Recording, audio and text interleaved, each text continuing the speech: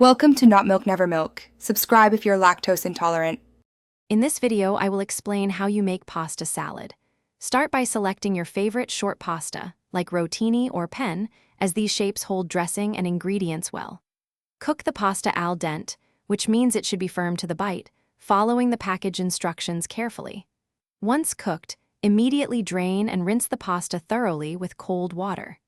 This crucial step stops the cooking process and prevents the pasta from clumping together, ensuring a perfect texture for your salad. Next, prepare your fresh vegetables. Dice colorful bell peppers, crisp cucumbers, and juicy cherry tomatoes into uniform, bite-sized pieces. For added substance and flavor, incorporate a protein source such as cooked chicken, diced ham, or hearty chickpeas.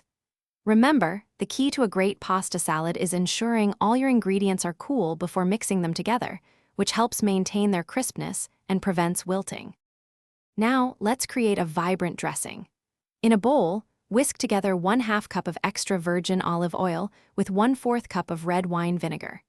Stir in 1 tablespoon of Dijon mustard, 1 teaspoon of dried Italian herbs, and a pinch of sugar to balance the flavors. Season generously with salt and freshly ground black pepper to taste, ensuring the dressing is well seasoned before adding it to the salad. Finally, it's time to bring everything together. In a large mixing bowl, gently combine your cooled pasta, prepared vegetables, and chosen protein.